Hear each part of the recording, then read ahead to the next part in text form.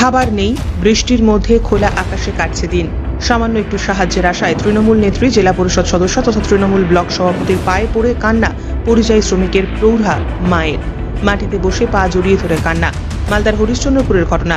বিদ্যুতের short circuit থেকে আগুন লেগে হরিশ্চন্দ্রপুর থানা এলাকার রাঙাইপুর গ্রামে পরিযায়ী শ্রমিক আনসার আলীর ঘর সম্পূর্ণ পুড়ে ভস্মীভূত হয়েছে। ঘরে থাকা নগদ 20,000 টাকা থেকে শুরু করে যাবতীয় জিনিসপত্রও ভস্মীভূত।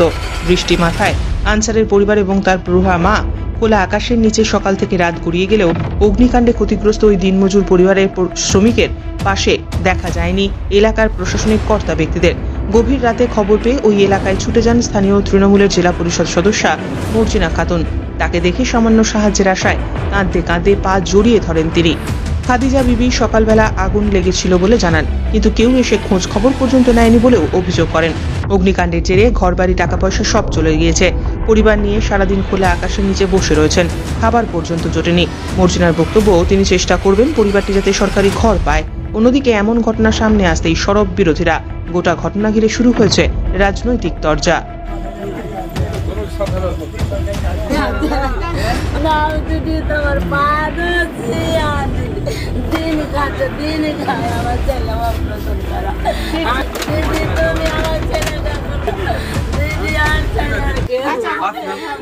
মর্জিনা খাতুনের পা কেন ধরলেন আপনি? মর্জিনা খাতুনের পা ধরা যে আমার ছেলেকে জানে একটা ঘর করে দেয়। আমার ছেলে মাথাটা কোথায় লুকাবে, আমার বউ পোতা কি কোথায় থাকবে, কার দুয়ারে থাকবে, ওই লেগে আমি মর্জিনা দিদির পা ধরেছি যে আমার ছেলেকে এখন ঘর করে দেবে। পঞ্চায়েত প্রধান, পঞ্চায়েত সদস্য, এলাকায় মন্ত্রী আছে, এরা এসেছিলেন? না, মন্ত্রী আসেনি, কালকে আসতে চেয়েছে। আচ্ছা, আমি চাচ্ছি যে আমার মর্জিনা দিদির হাত দিয়ে, মুখ্যমন্ত্রীর হাত দিয়ে আমার ছেলের এখানটা ঘর করে চাচ্ছি। আমার ছেলে মাথাটা লুকিয়ে থাকবে কোথায়? আমার ছেলের সংসারের 20,000 টাকা গেল, আমার ছেলের গহনা গাঁটি গেল, আমার ছেলের কাপড় ধরি যত গেছিল সব চলে গেল। আমার ছেলে কি করে খায়? এটাই তো আমাকে অনুরোধ, এটাই চাচ্ছি আমার ছেলের লেগে। কি নাম আপনার? আমার নাম খাদিজা বিবি। বাড়ি কোথায়? বাড়ি রাঙাইপুর, টিকরা মোড়। আজকে হরিশ্চন্দ্রপুর জিপির অন্তর্গত রাঙাইপুর মারাঙ্গাটোলা যে টিকরা মোড় আছে, সেখানে আনসারুলের বাড়ি হঠাৎ করে শর্ট সার্কিট হয়ে আগুন লেগে যায়।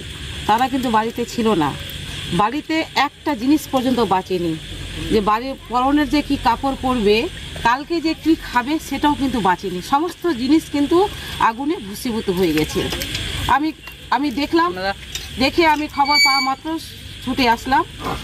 আমাদের মাননীয় মুখ্যমন্ত্রী মমতা ব্যানার্জি, যারা অসহায় পরিবার, যারা মানে কোনো যদি হয়ে যায়, অসহায় পরিবারের পাশে মাননীয় মুখ্যমন্ত্রী থাকতে বলেছেন, তাই আমি তার খবর শুনে আমি ছুটে আসলাম। কি সাহায্য করলেন আজকে? আমি চাল থেকে শুরু করে, মুড়ি থেকে শুরু করে, কাপড়, তারপরে আমি আর্থিক সহায়তা করলাম। আজকে দেখা গেল আপনার পা ধরে পড়ে যেতে একটা ঘরের জন্য আবেদন করছেন, কান্নায় ভেঙে পড়েছে। ও সমস্ত জিনিস শেষ হয়ে গেছে, আবেগে ও এখন যার কোনো কিছু নাই, সে তো কান্নায় ভেঙে পড়বেই। ও বলছে যে কি করে আমার বাড়ির ছাদটা আমার তৈরি হয়, বাড়িতে কিচ্ছু নাই। গরিব মানুষ, খেটে খাওয়া মানুষ, ওর একটাই ছেলে বাইরে কাজ করছে, সেও নাই। বৌমা সিজার করে হয়েছে বাচ্চা, সেও নাই। চালাটাও ফেটে উড়ে গেছে, কিচ্ছু নাই। মানে বাড়িতে দেখলাম একটা জিনিস পর্যন্ত নাই, যে কি করে ও থাকবে, কি করে কি করবে। এই ঘরের জন্য কথা বলবেন প্রশাসন? হ্যাঁ, আমি ব্যবস্থা হবে। হ্যাঁ, ঘরের জন্য আমি অবশ্যই বিডিও সাহেবকে বলবো, অবশ্যই আবেদন করব বিডিও সাহেবের কাছে। এই অসহায় পরিবারকে না দিবে তো কাকে দিবে, এটা অবশ্যই দেখবো এবং বিডিও সাহেবকে বলবো। আপনার নাম, আপনার পরিচয়? আমার নাম Marjina Khatun, Harishchandrapur 1B block president তথা জেলা পরিষদ মেম্বার।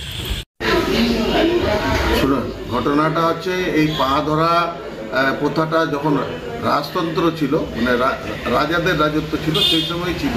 পশ্চিমবঙ্গের তৃণমূল সরকার আসার পর থেকে আবার সেই ওই রাজতন্ত্র ফিরে এসছে। এটাই তো স্বাভাবিক।